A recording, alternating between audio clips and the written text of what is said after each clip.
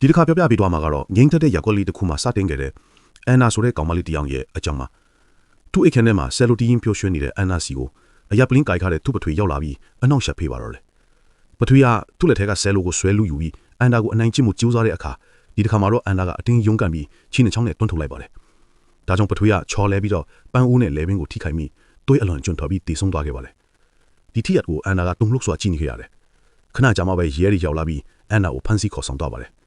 ရက်စကမှာမက်ဒန်ယူခံရပြီးမကြခင်ပဲတရားရုံးမှာစစ်ဆေးခံရဖို့ဖြစ်လာတယ်။အန်နာကအပြစ်မရှိကြောင်းညှင်းဆိုခဲ့ပေမဲ့တရားသူကြီးကသူ့ကိုလူငယ်ပြပင်ရဲ့အကျဉ်းတော်မှာ၄နှစ်ကနေ9နှစ်အထိထောင်ဒဏ်ချမှတ်လိုက်ပါတော့တယ်။ဒါနဲ့အန်နာလည်းတခြားလူငယ်အကျဉ်းသားတွေနဲ့အတူဘတ်စကားစီးပြီးအကျဉ်းထောင်ကိုဥတီခဲ့ရပါတယ်။အကျဉ်းထောင်ကိုရောက်တော့အကျဉ်းသားတွေရဲ့ကြိုးစိုးတဲ့ပျော်ရွှင်တဲ့အနေနဲ့ကြိုးစိုးခြင်းခံရတယ်။ရောက်တာနဲ့အဆောင်တွေကသူတို့ကိုအကျဉ်းထောင်ယူနီဖောင်းကိုလဲခိုင်းလိုက်တယ်။ဒီကစပြီးတော့အန်နာရဲ့ထောင်တွင်းဖွားစတင်ခဲ့ပါပြီ။မချခင်မှာပဲအကျဉ်းသားအသစ်တဲ့အခန်းတစ်ခန်းထဲမှာစုဝေးရပြီး Warden Frank ကသူ့ကိုယ်သူမိတ်ဆက်ပြီးထောင်စည်းကမ်းတွေကိုချမှတ်ပြောပြတယ်။အန်နာကတော့သူ့ရဲ့ဆဲလ်သေးကိုပို့လိုက်ပါတယ်။အဲ့ဒီမှာ9နှစ်လောက်ရှိပြီထစ်တဲ့ Jenny ဆိုတဲ့တိတ်ဆိတ်ပြီးထူးဆန်းတဲ့အခန်းဖော်တဦးနဲ့ဆုံရတယ်။ညဘက်မီးပိတ်ပြီးတဲ့အခါအန်နာကချက်ချင်းအိပ်ပျော်သွားပေမဲ့ Jenny ကတော့မျက်လုံးဖွင့်ပြီးသူ့ကိုစိုက်ကြည့်နေခဲ့တယ်။ Jenny ကသူ့ကိုယ်သူပျော်ရွှင်အောင်လုပ်နေပုံရပြီးအန်နာကအတန်ကြားလို့နိုးလာတဲ့အခါ Jenny ကအမြန်ပဲအိတ်ချင်အောင်ဆောင်လိုက်တော့အန်နာလည်းဆက်အိပ်ပျော်သွားတယ်။နောက်တနေ့အပြင်ဘက်လေပြင်းထွက်တဲ့အချိန်မှာအန်နာကတယောက်တည်းပဲနေနေတာကြောင့်တခြားသူတွေနဲ့မပူးပေါင်းဘဲနဲ့ခလန်းလန်းမှာနေခဲ့တယ်။အဲ့ဒီအချိန်မှာကော်ဒီဆိုရဲ့အချင်းသူတယောက်ကသူ့စီကိုရောက်လာပြီးမိတ်ဆွေဖွဲ့ဖို့ကြိုးစားတယ်။ဒီလိုကြမ်းတမ်းတဲ့အချင်းထောင်ထဲမှာအကာအကွယ်ရဖို့အဖွဲ့တစ်ဖွဲ့နဲ့ပူးပေါင်းတင်ကြောင်ဖျောက်ခဲ့ပေမဲ့အန်နာကတယောက်တည်းပဲနေချင်ကြောင်ပြောပြီ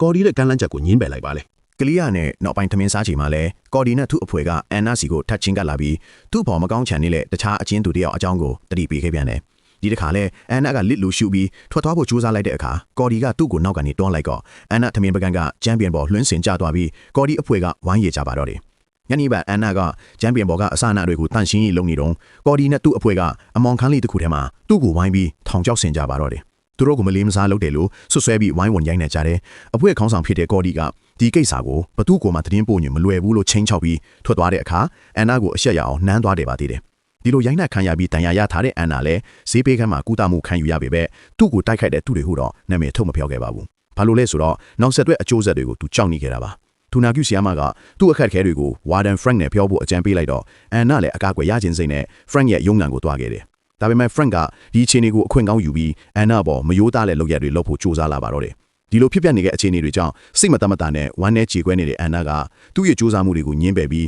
မျက်ရည်တွေနဲ့သူ့ cell စီကိုပြန်လာခဲ့တယ်။ဂျန်နီကသူ့ပုံစံကိုတတိထားမိပြီး Frank ကသူ့ကိုထိခဲ့လားလို့မေးတဲ့အခါစိတ်တူနေတဲ့အန်နာကထောင်ထဲကလူတိုင်းကိုစိတ်ဖောက်ပြန်တူတယ်လို့ပြောလိုက်ပါတော့တယ်။ဒါပေမဲ့ဂျန်နီကသူ့ကိုနှစ်သိမ့်ပေးပြီးထောင်ရဲ့အခြေအနေကိုရှင်းပြပေးတယ်။နောက်ဆုံးမှာတော့သူ့ကိုလှတယ်လို့ချီးမွမ်းရင်သူတို့နှစ်ယောက်အကျဉ်းသားတွေဖက်လိုက်ခဲ့ကြတယ်။အန်နာကပထမတော့တုံဆိုင်နေခဲ့ပေမဲ့နောက်ဆုံးမှာတော့လက်ခံလိုက်တာပေါ့။နောက်တစ်နေ့လေပင်ထွက်တဲ့အချိန်မှာအန်နာကိုစောင့်ကြည့်နေတဲ့အသားမဲအချင်းသူတယောက်ကသူ့ကိုချင်းချုပ်တဲ့အနည်းနဲ့ဘောလုံးနဲ့ပစ်ပေါက်လိုက်တယ်။အဲ့ဒီကောင်မလေးကလက်ထွက်သွားပေမဲ့အန်နာကတော့ဒေါသတွေထွက်လာတယ်။ဒါနဲ့သူလည်းကော်ဒီနဲ့သူ့အဖွဲ့စီကိုအပြေးသွားပြီးသူတို့အဖွဲ့ထဲဝင်ခွင့်ပေးဖို့တောင်းဆိုလိုက်တယ်။အဖွဲ့ထဲကတယောက်ကသူ့ကိုဟန်တာတဲ့အခါသူတို့နှစ်ယောက်အရန်ချိကြပြီးအဆောင်တူရောက်လာလို့ရန်ပွဲကရတန့်သွားခဲ့ရတယ်။ဒါပေမဲ့ဒီအဖြစ်အပျက်ကအန်နာဟာသူ့ကိုယ်သူကာကွယ်ဖို့ဆုံးဖြတ်ထားကြောင်းပြသလိုက်တယ်လို့ပါပဲ။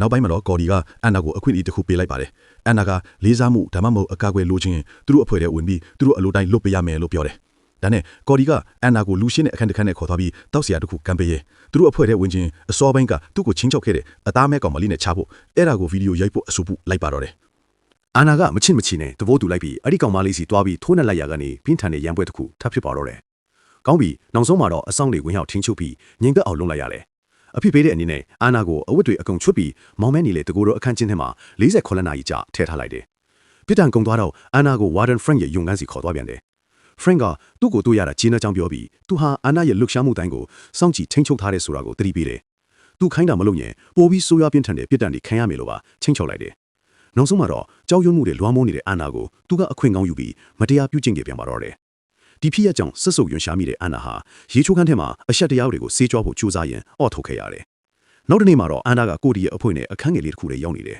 ။အဖွဲ့ဝင်တူကအဖွဲ့ဝင်အဖြစ်လက်မောင်းကိုတတ်တူးထိုးပေးနေတာပေါ့။တခြားသူတွေထွက်သွားတဲ့အခါကိုဒီကအာနာကိုသူ့နဲ့အတူရင်းနှီးနှီးနေဖို့ဖိအားပေးခဲ့တယ်။ကိုဒီကသူ့အဖွဲ့ဝင်တူအနေနဲ့အာနာကိုကာကွယ်ပေးမယ်လို့ကတိပေးခဲ့ပေမဲ့တခြားအဖွဲ့ဝင်တူကသူတို့နားရောက်လာတဲ့အခါကိုဒီကသူ့ကိုအမြန်မောင်းထုတ်လိုက်တယ်။ခဏအကြာမှပဲအဆောင်တူရောက်လာပြီးအာနာရဲ့ cell စီဖျန်လိုက်ပို့ခဲ့ပါတယ်။ clearly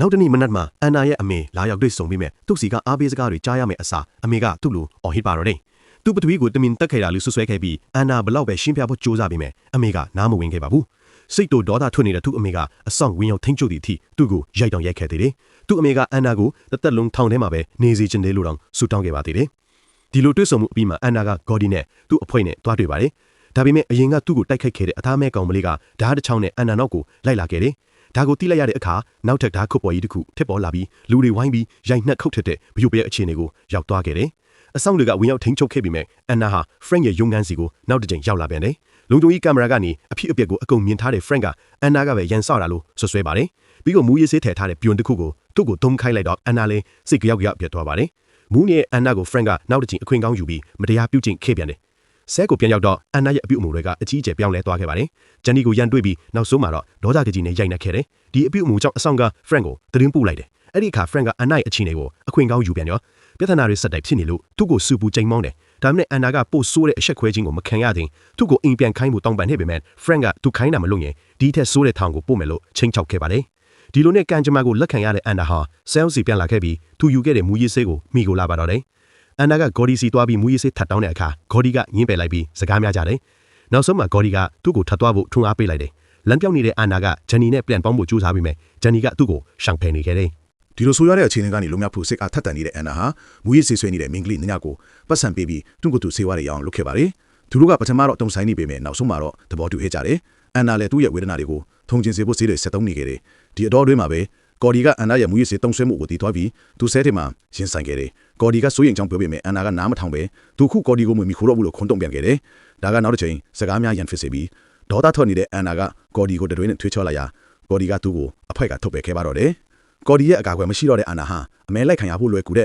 ဲ့ပြင်းမှတ်ဖြစ်လာတယ်။မကြခင်မှာပဲအသားမဲကောင်မလေးနဲ့သူ့အခွက်ကရေချူးခန်းထဲမှာသူ့ကိုချောင်းပြီးပြင်းပြင်းထန်ထန်ရိုက်နှက်ခဲ့ကြပြီးတယောက်တည်းကိုကျွေးနေအောင်ထားခဲ့ကြတယ်။ဆေးပေးခန်းမှာနောက်တစ်ချိန်ကူးတားမှုခံယူပြီးနောက်အန်နာဟာတခြားအချင်းသူတွေနဲ့အတူမူရစ်ဆေးဆွဲလိုက်မှုနဲ့ပုံနဲ့ရောက်သွားခဲ့တယ်။သူဆေးကိုမိခုံမှုကဆိုးရွားလာပြီးအမြင်မရင်းတွေစတင်ခံစားလာရတယ်။သူ့ပတ်လည်မှာပုံပြက်နေတဲ့မျက်နှာတွေကိုမြင်လာရပြီးနောက်ဆုံးမှာတော့သူ့လက်မောင်းပေါ်မှာဓာတ်ဆိုတဲ့စလုံးကိုတတ်တူးထုတ်လိုက်တော့တယ်။နောက်ဆုံးမှာတော့အန်နာကဖျားနာလာပြီးသူဆေးထဲမှာအန်ခဲ့တယ်။ဂျန်နီကသူ့ကိုမူညစ်ဆေးတိုင်းမြန်ကန်ဖို့ကိုစီကအကူအညီယူဖို့အချမ်းပေးပေမဲ့အန်နာကလောင်ပြောင်ပြီးပယ်ချလိုက်တယ်။ဒါကဂျန်နီကိုနောက်တစ်ချိန်စိတ်ဆိုးရင်စေတယ်။ရက်တွေကြာလာပြီးမူရစ်ဆေးဆွဲလာမှုပိုဆိုးလာတဲ့အန်နာဟာရေချိုကန်ထဲမှာသူ့ကိုတိုက်ခိုက်ခဲ့တဲ့ခေါင်းမလေးကိုတွားရင်ဆိုင်ခဲ့ပြန်တယ်။ရန်ပွဲကထိန်းချုပ်လို့မရအောင်ဖြစ်သွားပြီးအဆောင်တွေပါတန်ရာရခဲ့တယ်။နောက်ဆုံးမှာတော့အထူးတပ်ဖွဲ့ဝင်တွေရောက်လာပြီးပဋိပက္ခကိုထိန်းချုပ်လိုက်ရတယ်။အန်နာကိုနောက်တစ်ချိန်တကိုယ်တို့အခန်းချင်းထဲမှာထည့်ထားလိုက်ပြီးဒီတစ်ခါမှာတော့ပိုးကြကြနေခဲ့ရတယ်။အမောင်ထဲမှာအချိန်ကြာကြာဖြတ်သန်းရင်အန်နာစိတ်ပြတ်အားငယ်မှုတွေနဲ့ပြင်းထန်လာခဲ့တယ်။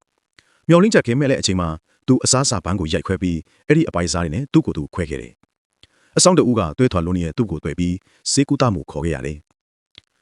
အန်နာနိုးလာတဲ့အခါဆေးယောဂကုဌာနကဒေါက်တာဟန်ရဲ့ပြုစုစောင့်ရှောက်မှုအောက်မှာရောက်နေတာကိုတွေ့လိုက်ရတယ်။ဆရာဝန်မကသူ့ကိုကူညီဖို့ရောက်နေတာပါလို့ပြောတော့အန်နာကသူ့ကိုယုံကြည်ပြီးရှင်းဖွင့်လိုက်တယ်။ကိုတတ်တဲ့ဖို့ရည်ရွယ်တာမဟုတ်ပဲတယောက်သေးဖြစ်နေတဲ့ဝေဒနာနဲ့နာကျင်မှုတွေကနေလွတ်မြောက်ခြင်းအောင်တတ်တဲ့ပါလို့ပြောပြခဲ့တယ်။အဲဒီနောက်သူ့ကိုလူနာဆောင်ကိုပို့လိုက်ပြီးသူနာပြုဆရာမကသူ့ကိုတတ်တာရအောင်စူးစမ်းပေးခဲ့တယ်။စိတ်တတ်တာရလာတဲ့အခါအန်နာကသူ့အမေနဲ့စကားပြောခွင့်တောင်းခဲ့တယ်။အန်အောစရာကောင်းတာကသူ့အမေကအရင်ကလွတ်ခဲ့တာတွေအတော်တောင်းပန်ပြီးအန်နာရကောလိပ်ပညာသင်စုကိုပြန်ရအောင်ကူညီပေးမယ်လို့ကတိပေးခဲ့တယ်။အန်နာကသူ့အမေဟာအိမ်ဆုံးချုံပြီးမှအရင်ကအမားတွေကိုသိမြင်လာခဲ့တာလို့သိလိုက်ရတယ်။အန်နာမျောလင်းချက်အလန်းတန်းတွေစတင်ရှာတွေ့နေချင်းမှာဖရန့်ကသူ့ကိုရုံးခန်းကိုပြန်ခေါ်ခဲ့တယ်။ဖရန့်ကသူကြမ်းမှန်နေပြီချစ်လို့သူဆဲလ်ကိုပြန်သွားတင်ပြီလို့အတင်းကြပြောပြီးသူ့ရဲ့စိုးရိမ်ပူပန်မှုတွေကိုပယ်ချခဲ့တယ်။ဆဲလ်ကိုပြန်ရောက်တဲ့အခါအန်နာဟာသူ့နီးလန်းတွေကိုပြောင်းလဲဖို့လိုလဲလို့ခံစားရပြီးသူ့လက်မောင်းကဂိုင်းတတူးကိုဖယ်ရှားလိုက်တယ်။အန်နာစိတ်မကောင်းဖြစ်နေတာကိုတတိထားမိတဲ့ဂျန်နီကသူ့ကိုထောက်ခံကြောင်းပြောပြခဲ့တယ်။နေ့လယ်စားချိန်မှာကော်ရီနဲ့သူ့အဖိုက်ကအန်နာကိုလောင်ပြောင်းပြီး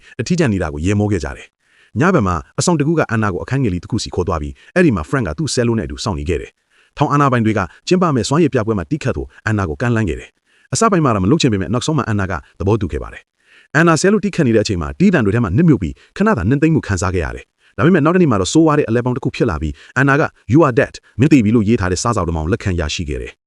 အန်နာအချင်းတွေကိုသဘောမပေါက်ခင်မှာပဲကော်ရီနဲ့သူ့အခွက်ကသူ့ကိုချောင်းမြောင်းတိုက်ခိုက်ပြီးတတူးဖယ်ရှားမှုအတွက်ဒေါသတကြီးဖော်ပြခဲ့ကြတယ်။အဲ့ဒီနောက်ကော်ရီကဓားပြနဲ့အန်နာမျက်နှာကိုခွဲလိုက်ပြီးသူ့အဖွဲကိုရိုက်နှက်ဖို့အမိန့်ပေးခဲ့တယ်။အန်နာကိုကုသဖို့ဆေးကန်းကိုခေါ်သွားတဲ့အခါဖရန့်ကသူ့စီလာရောက်ပြီးကော်ရီကိုအပြစ်ပေးမယ်လို့ကတိပေးခဲ့တယ်။ဖရန့်ကသူ့ကိုကင်တွယ်တာမသိလျော့မှန်းသူနာပုဆီယာမကတတိထားခဲ့ပေမဲ့စိတ်ကိုထိန်းထားခဲ့တယ်။ဖရန့်ထွက်သွားတော့သူနာပုဆီယာမကဖရန့်ရဲ့အကြွေးရမှုကိုတိုင်ကြားဖို့ကူညီပေးမယ်လို့အန်နာကိုပြောခဲ့တယ်။ဒါပေမဲ့စောင့်ကြည့်ကင်မရာကနေသူတို့ရဲ့စကားဝိုင်းကိုခိုးနားထောင်နေတဲ့ Frank ကအချင်းသူတအူးကိုအမိန့်ပေးပြီးသူနာပုဆီယာမကိုတုတ်တင်လိုက်တယ်။ဒီအကြောင်းကိုအန်နာသိတဲ့အခါစိတ်ထိခိုက်ဝမ်းနည်းပြီးငိုကြွေးခဲ့ရတယ်။သူ့ကိုနောက်တစ်ချိန် Frank ရဲ့ရုံးခန်းစီခေါ်ခဲ့ပြန်တယ်။ Frank ကသူနာကျဆရာမတီဆုံတာဟာကော်ဒီရဲ့လက်ချက်လို့ပြောတယ်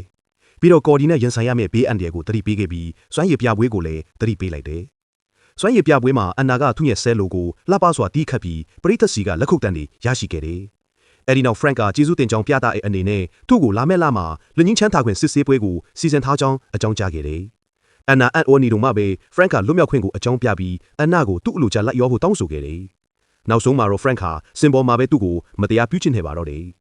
ဆဲလ်ကိုပြရောက်တဲ့အခါအန်နာကဂျန်နီကိုလူငင်းချမ်းသာခွင့်စစ်ဆေးပွဲအကြောင်းပြောပြတယ်ဂျန်နီကတော့ Frank ကိုမယုံဘူးသူဟာလူတွေရဲ့မျှော်လင့်ချက်ကိုဖြိုခွဲရတာဝါသနာပါသူဖြစ်ကြောင်းသတိပေးခဲ့တယ်ဒါပေမဲ့သူ့ကိုဂရီတီစေဖို့ဆုံးဖြတ်ထားတဲ့အန်နာက Frank ကိုလက်စားချေဖို့ကိုရီစီကအကူအညီတောင်းခံခဲ့တယ်ကိုရီကသဘောတူပြီး Frank ရဲ့အချင်းပြမှုတွေကိုလွှတ်ရွေ့မဲ့တန်းတင်ဖို့ကင်မရာတစ်လုံးပေးခဲ့တယ်လူငင်းချမ်းသာခွင့်စစ်ဆေးပွဲနေ့မှာအန်နာက Frank ကိုသူတို့ရဲ့သဘောတူညီမှုကိုသတိပေးခဲ့တယ်Frank ကအန်နာကိုနောက်ဆုံးအကြိမ်လက်ရောဖို့တောင်းဆိုခဲ့ပေမဲ့အန်နာကအရာအလုံးကိုဗီဒီယိုရိုက်ကူးနေတယ်ဆိုတာကိုမသိခဲ့ပါဘူး။အဲ့ဒီနောက်အန်နာကိုရုံးခန်းတစ်ခုစီခေါ်သွားပြီးအန်နာပိုင်တွေကသူ့ရဲ့အပြုအမူနဲ့လွတ်ငင်းချမ်းသာခွင့်ရဖို့အစင်းသင့်ဖြစ်ပြီလားဆိုတာကိုမေးမြန်းခဲ့ကြတယ်။အန်နာကသူလုံးဝပြုပြင်ပြောင်းလဲသွားပြီဖြစ်ပြီးလွတ်ငင်းချမ်းသာခွင့်ရဖို့အစင်းသင့်ဖြစ်နေပြီလို့ပြောတဲ့အခါ Frank ကသဘောမတူကြောင်းပြောခဲ့တယ်။အန်နာကဒါကိုကြိုတင်မျိုးလင့်ထားပြီးဗီဒီယိုအထောက်အထားကိုပြသလိုက်ရာ Frank ရဲ့ယွန်းရှာခွဲလူရက်တွေအကုန်လုံးပေါ်သွားခဲ့ပါတော့တယ်။ဒီလိုပေါ်လာမှုကြောင့်အထိလန့်သွားခဲ့အာနာပိုင်တွေကချက်ချင်းအေးအေးယူပြီး Frank ကိုဖမ်းဆီးခေါ်ဆောင်သွားခဲ့တယ်။ Frank ကိုခေါ်သွားပြီးနောက်အန်နာကိုလွတ်ငင်းချမ်းသာခွင့်ပေးလိုက်ပါတယ်။အရာရှိတွေကသူ့ကိုတောင်းပန်ပြီးလှုပ်ပေးဖို့အာမခံခဲ့ကြတယ်။မထက်ခွာခင်မှာအန်နာကဂျန်နီကိုနှုတ်ဆက်ပြီးနှလုံးသားနဲ့ခံစားရတဲ့နှုတ်ဆက်ခြင်းကိုဖြစ်လဲခဲ့တယ်။အဆောက်အုံကနေထွက်လာတဲ့အခါကော်ဒီကိုတွေ့ပြီးကုညီမှုအတွက်ဂျေဇုတင်စကားပြောခဲ့တယ်။အဲဒီနောက်အဆောင်လာသူ့ကိုအပြင်ဘက်ကိုလိုက်ပို့ခဲ့ပြီးအန်နာဟာသူ့ကိုလက်နှစ်ဖက်နဲ့ပွေဖတ်ပြီးကြိုးဆိုတဲ့သူ့အမေနဲ့ပြန်လည်ဆုံတွေ့ခဲ့ပါတော့တယ်။ပိတ်သိမ်းမြင်ကွင်းမှာတော့အန်နာကဆယ်လိုဒီခနီတာကိုပြသထားပါတယ်။ပရိသတ်အများပြားနာသူ့ရဲ့တခြင်းတန်တွေနဲ့ပြည့်နေတဲ့ခန်းနာထဲမှာအန်အောစွာကြည့်ရှုနားထောင်နေကြတယ်။သူတို့ထဲမှာအန်နာရဲ့အမေပါဝင်ရောက်နားထောင်နေပြီးသူ့သမီးရဲ့ခိုင်မာမှုနဲ့အမောင်ထုကိုအောင်မြင်မှုကိုမြင်တွေ့ပြီးမျက်ရည်တွေကျနေခဲ့ပါတော့တယ်။ဒီလိုမျိုးစိတ်ဝင်စားစရာရုပ်ရှင်အချို့တွေဆက်လက်ကြည့်ရှုနားထောင်နိုင်ဖို့ channel ကို subscribe လုပ်ပြီး notification ခေါင်းလောင်းကိုဖွင့်ထားပေးပါအောင်နော်။ကြည့်ရှုနားဆင်အားပေးတဲ့အတွက်အကျေးဇူးတင်ပါတယ်။